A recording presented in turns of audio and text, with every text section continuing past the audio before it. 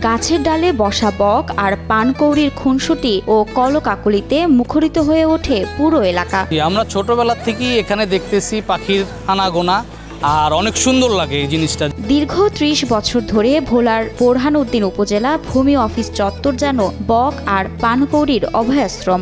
পাখি সব করে রব রাত্রি পোহাইলে। আসলে আমরা যখন ছোটবেলায় এই কবিতাটা পড়েছি, কিন্তু এরপরে দেখেছি যে বোরহানউদ্দিন উপজেলার ভূমি অফিস সংলগ্ন যেই গাছালিগুলো আছে, সেখানে পাখিগুলোর যে আড্ডা, এটা দীর্ঘ ৩০ থেকে ৩৫ বছরের সময়কাল ধরে এই পাখিরা এখানে আড্ডা দিচ্ছে। এখানে ছোটোবেলা থেকে আমরা দেখে আসছি যে ভূমি অফিসের যেই গাছগাছালি আছে, এখানে পানকৌড়ি এবং বক পাখি এবং সারস পাখি ছোটোবেলা থেকেই বাসা বাঁধছে। এখানে পাখির অরণ্য চলে, এখানে পাখির কোলাহল। পাখির কলকাকলি ও কিচিরমিচির ডাকে তৈরি হয়েছে ভিন্ন এক পরিবেশ। মনোরম এ দৃশ্য দেখতে স্থানীয়রা সহ দূর দূরান্ত থেকে ভিড় জমান পাখি প্রেমীরা। এখানে এটা তো বোরহানউদ্দিন উপজেলার এই ভূমি অফিস চত্বর এখন এই পর্যটকদের আড্ডাখানা হয়ে গেছে। এখানে সকাল বিকেল দুপুর এমনকি ভূমি অফিসে যারা সেবা নিতে আসে, তারা ভূমি সেবা নিতে যেই সময়টুকু তাদের ব্যয় হয়, মাঝখানে যে সময়টুকু তাদের থাকে, এই সময়টুকু তারা এই পাখি দেখেই তাদের ওই সময়টা কেটে যাচ্ছে, এটা তাদের খবরই নেই। জনবহুল বোরহানউদ্দিন পৌরসভার ৫ নম্বর ওয়ার্ডে অবস্থিত এই ভূমি অফিস চত্বর পাখির কলকাকলিতে বুঝিয়ে দেয় এই এলাকায় শুধু মানুষই বাস করে না, এটি পাখিদেরও নিরাপদ আবাসস্থল। এখানে পাখির অরণ্য চলে, এখানে পাখির কোলাহল।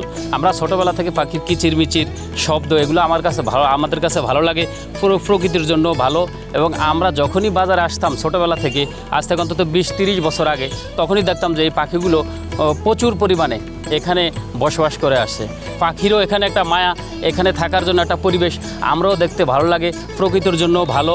এবং পাখির কোলাহল কিচিরমিচির প্রতিদিন সকালবেলা বিকালবেলা রাত্রবেলা সবসময়ের জন্যই এদিকের মানুষের জন্য, এই বাজারের মানুষের জন্য, আমাদের জন্য সবসময়ের জন্য এগুলো ভালো লাগে। পাখিদের এই অবাধ বিচরণ স্থানীয়দের মধ্যে বেশ আলোড়ন সৃষ্টি করেছে। সারা বছর ধরেই পাখিগুলো অবস্থান করে এখানে। পাখিদের মধ্যে খুনসুটি বেশ উপভোগ করে স্থানীয়রা। তখন রোদের আলোগুলো পড়ে পাখিদের গায়ে, তখন বকগুলোর যে সাদা যে পাখা, এগুলো মানে ঝিলমি করে। এবং পানকৌড়ি যে পাখিগুলো আছে, এগুলো যখন একটা বক আরেকটা বককে খাবার খাইয়ে দেয়, পানকুড়িরা যখন খাবার নিয়ে ঝগড়া করে, জাস্ট আমরা নিচে থেকে যেটা মনে করি যে ঝগড়া জাতীয় এইভাবে কিংবা খাবার খাচ্ছে, এটা খুব মোহনীয় একটা দৃশ্য।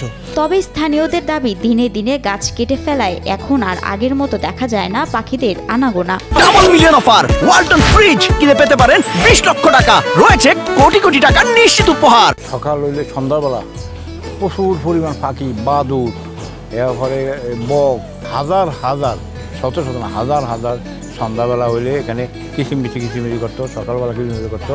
এখন এই ১ বছর অন্তর দেখেছি পাখিগুলা ১৬ ভাগের ১ ভাগ এখন নাই। যে গাছগাছা ছিল, যেগুলো বসবাস করতো, যেগুলো জ্বলতো, এই গাছগুলোই নেই। না থাকার কারণে পাখির সময় কমে গেছে, পাখিগুলো সরে গেছে। তাই এলাকাবাসীর দাবি, এই পাখিগুলো রক্ষায় এদের নিরাপত্তা আরো জোরদার করা হোক। সেই সাথে পাখিদের অভয়াশ্রম এলাকায় নির্বিচারে যেন কোনো গাছ কাটা না হয়।